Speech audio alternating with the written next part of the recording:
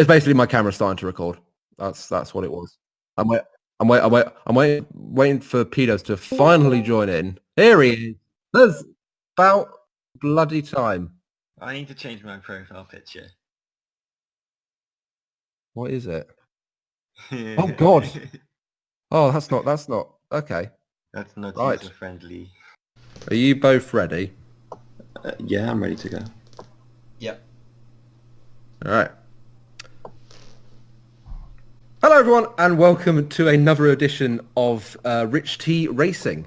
We are, first of all, this is our first video doing the three of us, because there are three people involved with this channel. Fourth if you include somebody who's in the background, but one of them is myself, obviously.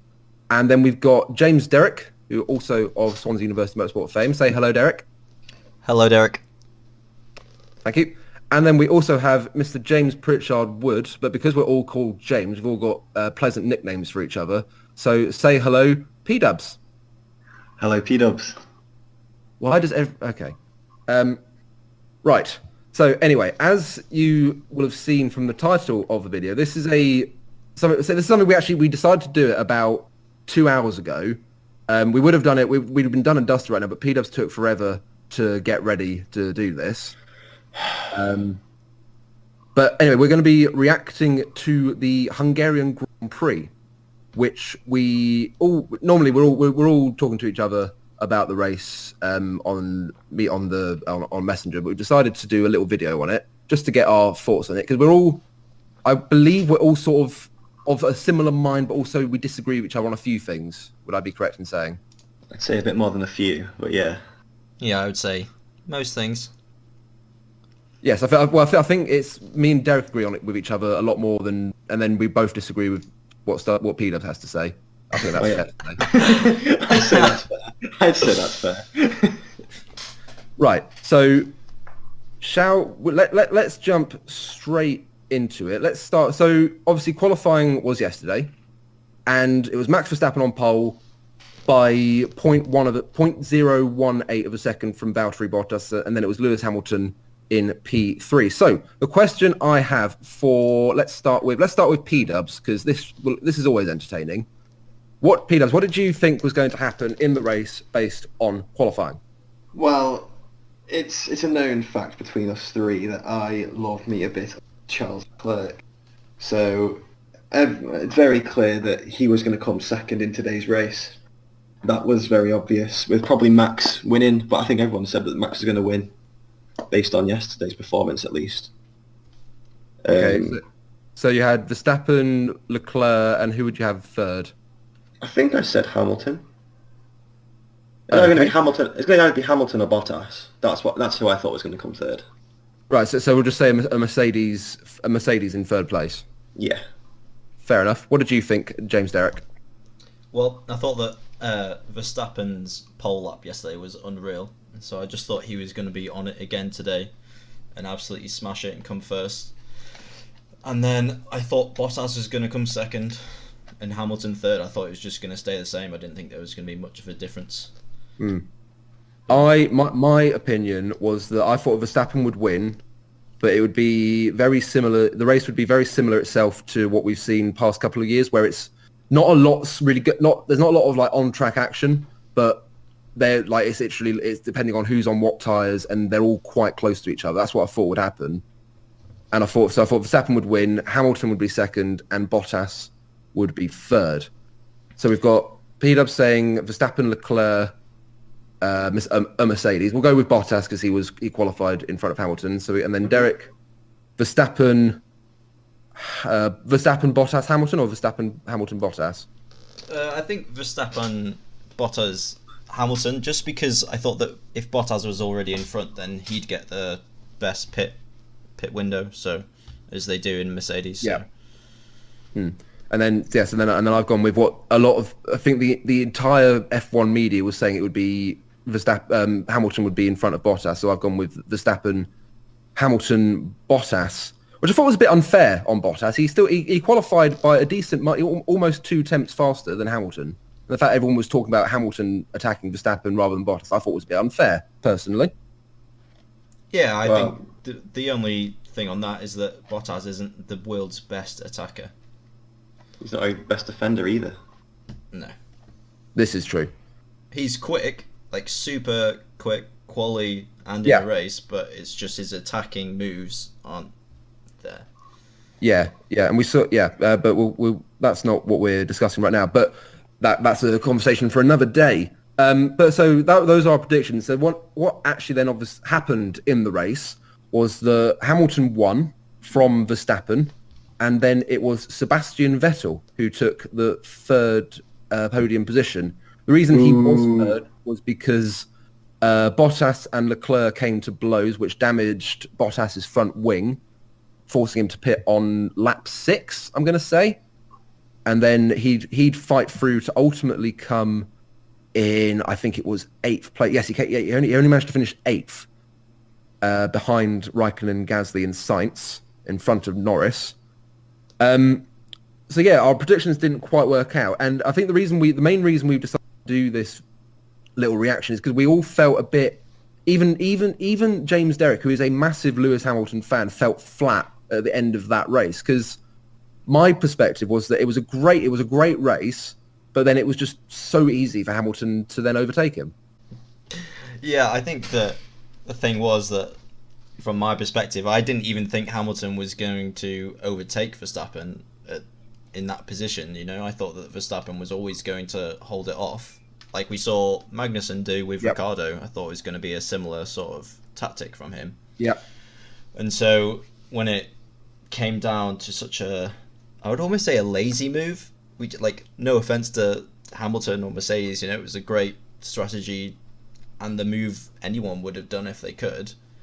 It was just, like, really? Yeah, that's exactly how I felt. I wanted Verstappen to be able to fight it, but obviously, again, we can't take anything away from the strategy of Mercedes. They pulled an absolute blinder, and it was so much so that even if Verstappen had pitted, he would have come out behind Hamilton. So they were on it. But again, yeah, it was just DRS assisted round the outside, allowed more grip, and it was done on the exit of the corner, which was just it was just meh.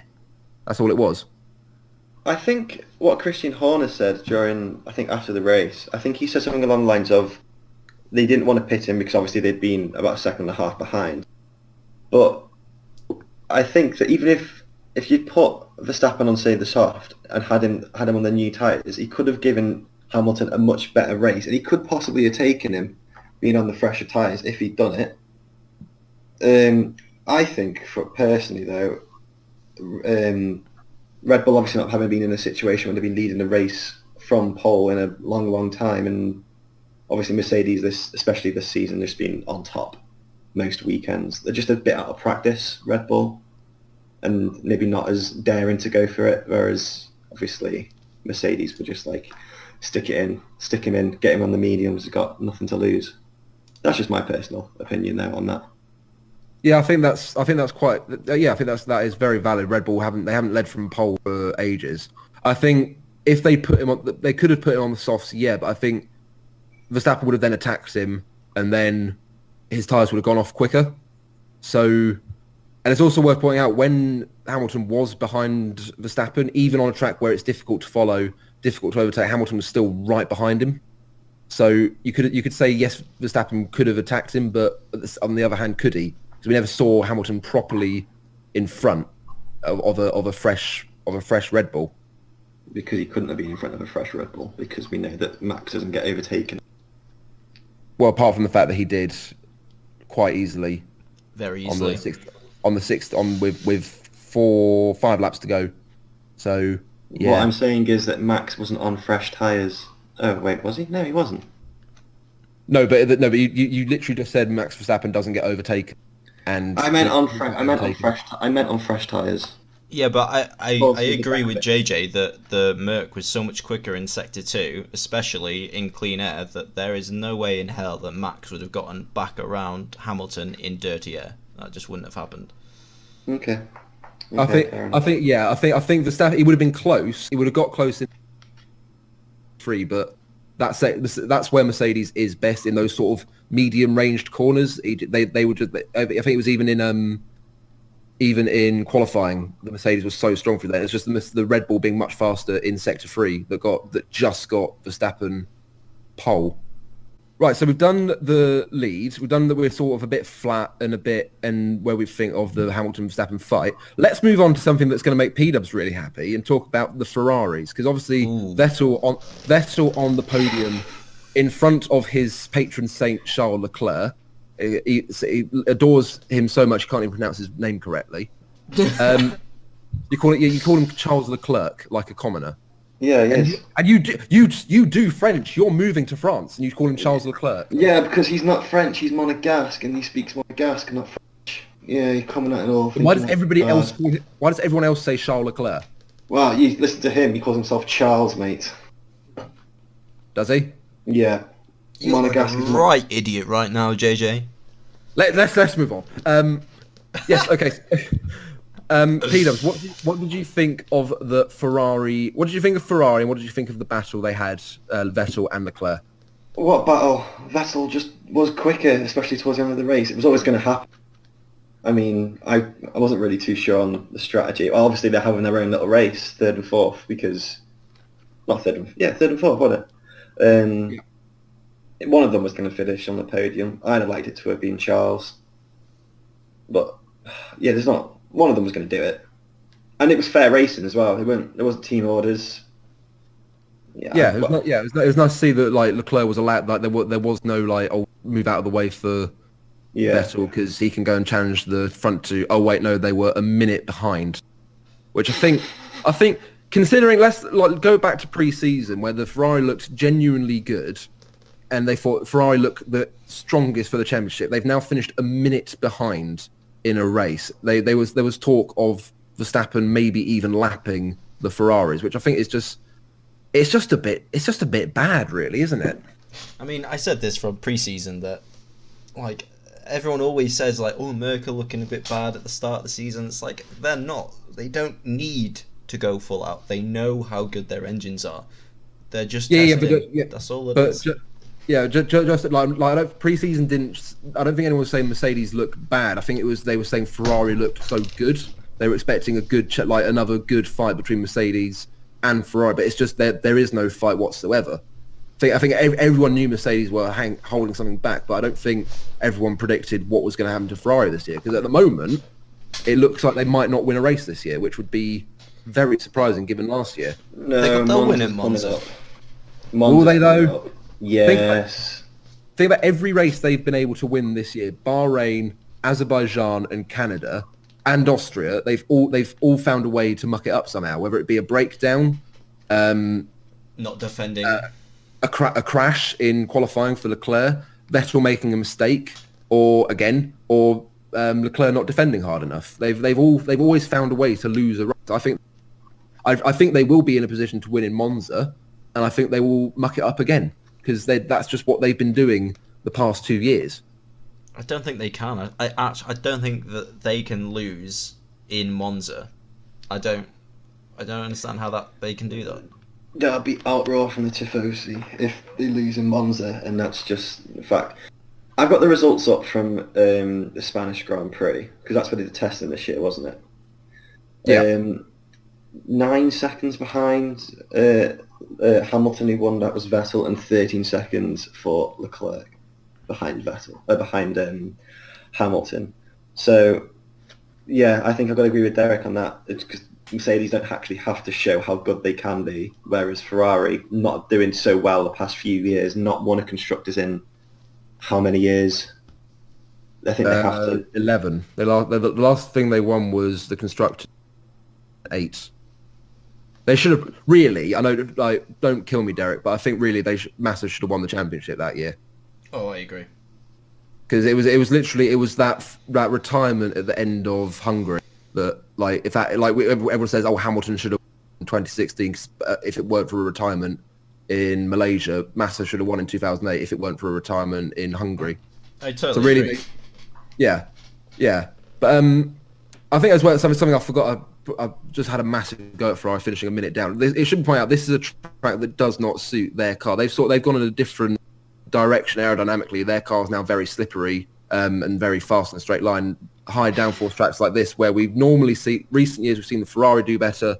Now the Mercedes they've gone the opposite direction. We can see then we can see the difference that makes. So maybe I've been a bit harsh on Ferrari, but even so, it's still not good enough.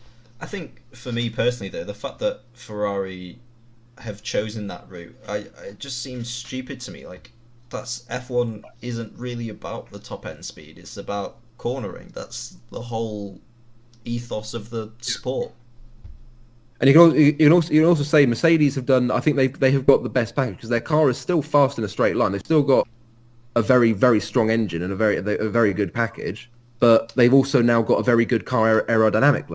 So they've obviously done a much better job and have been led much better, which brings us back to or brings me on to the point of Maurizio Arrivabene or Mattia Binotto. Would they be doing better under Arrivabene?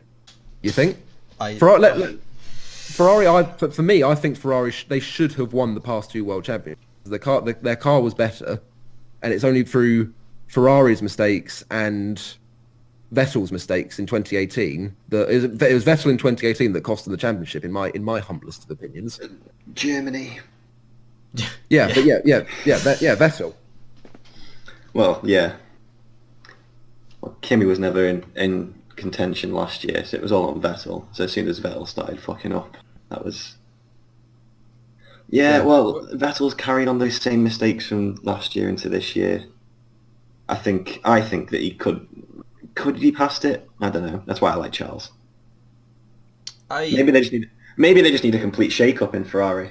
That's exactly what I was about to say. I think that they just need to change the whole thing. I think that Binotto is a G, to be fair, like technical director and team principal. I think that's the right person to have. He has stepped away from technical responsibilities, but yeah, that is also a good point. I mean, like, just the fact that he could do that job is, I think, a good person to have as as team principal. Sorry. So yeah, fair. Yeah, for me, I think Vettel needs to leave because I don't think he's past it. He's still a very quick driver.